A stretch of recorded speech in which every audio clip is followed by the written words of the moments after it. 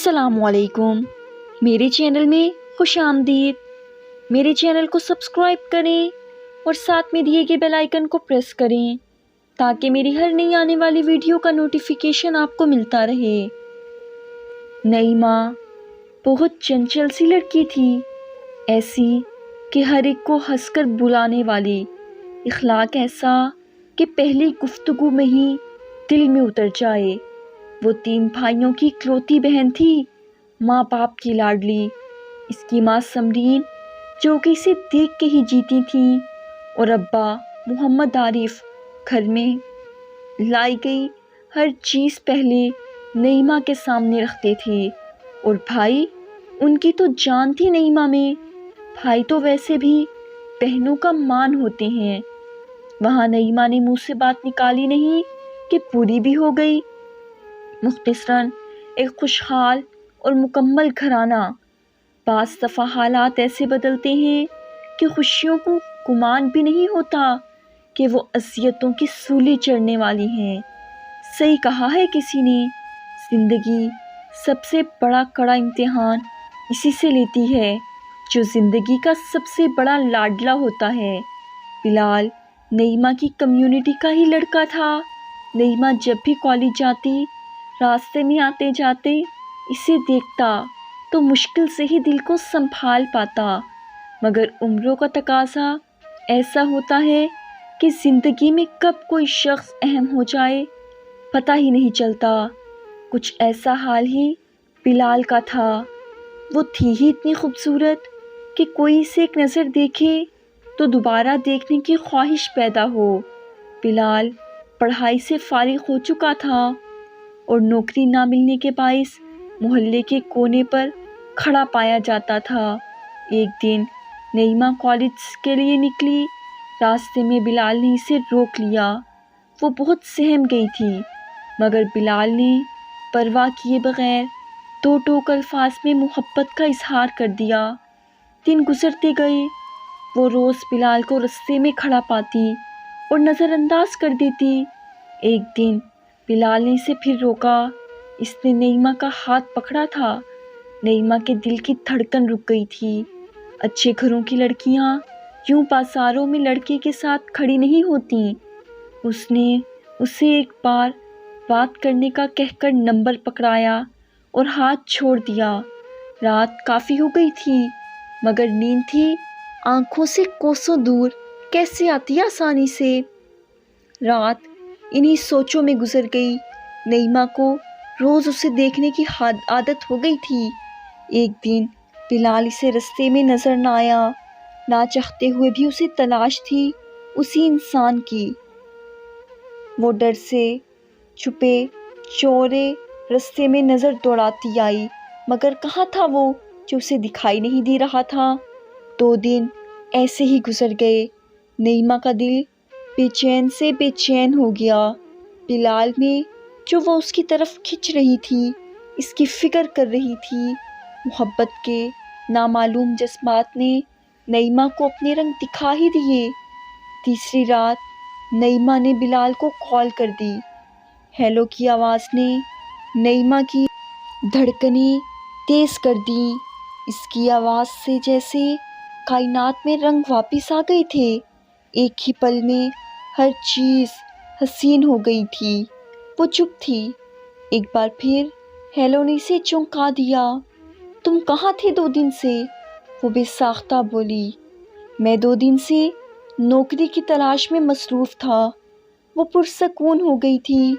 بلال نے کال کی وجہ پوچھی بے یقینی میں۔ وہ توقف کے بعد بولی، مجھے تمہیں روز دیکھنے کی عادت ہو گئی ہے۔ تم نہیں دکھتے تو ہر شے ویران لگتی ہے۔ تم 2 دن نظر نہیں آئے تو میں پریشان ہو گئی تھی۔ دوسری طرف بلال کی کیفیت آسمانوں میں اڑنے جیسی تھی۔ اچانک انسان کو پر تو لگ ہی جاتے ہیں۔ اس کی زندگی کا مقصد جیسے پورا ہو گیا تھا۔ دن گزرتے گئے، محبت پروان چڑھتی گئی۔ دونوں نے ایک دوسرے کے لیے جینا شروع کر دیا تھا۔ کال پر ڈھیروں باتیں کرنا معمول بن گیا تھا۔ زندگی ہر طرز سے حسین تھی۔ نعیمہ ابھی پڑھ رہی تھی، اس لیے پڑھائی چھوڑ کر شادی کی بات پر خاص زور نہ دیا۔ ایک دن نعیمہ کالج گئی اور جیسے واپس آنا بھول گئی ہو۔ سمرین اور عارف سمیت اس کے تینوں بھائیوں کی سانسیں گلے میں اٹکی ہوئی تھیں۔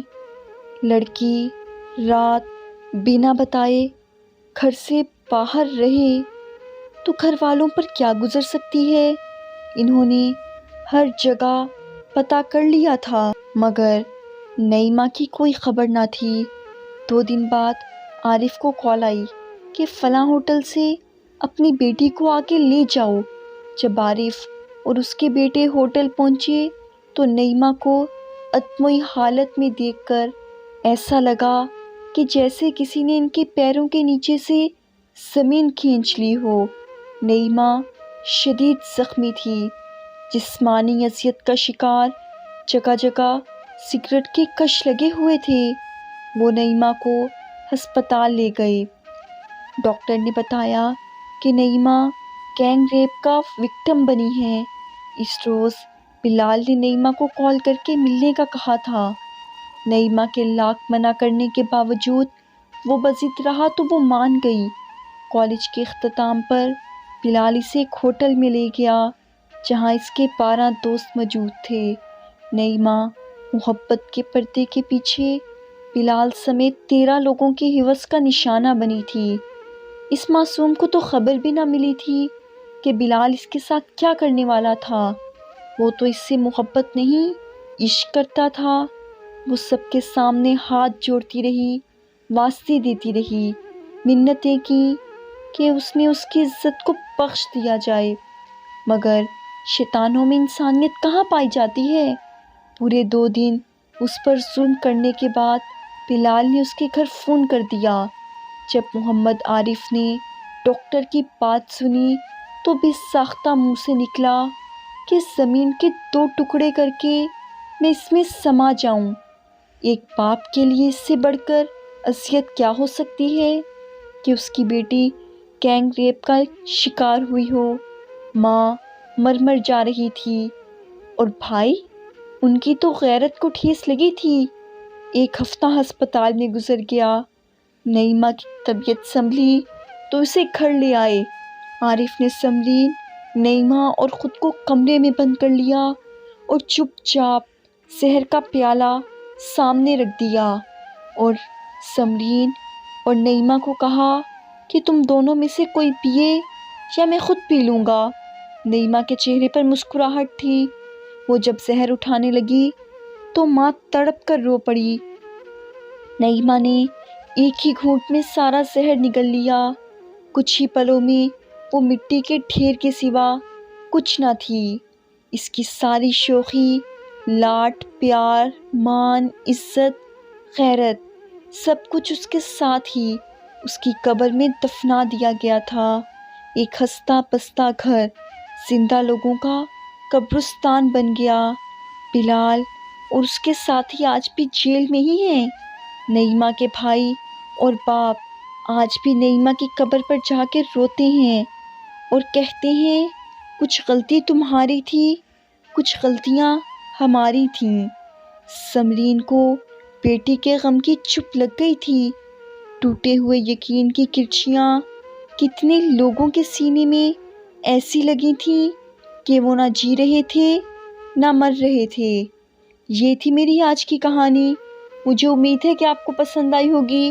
پلیز لائک کریں، کمنٹ کریں اور اپنے دوستوں میں زیادہ سے زیادہ شیئر کریں۔ نماز قائم کریں اور مجھے بھی ضرور دعاؤں میں یاد رکھیے گا۔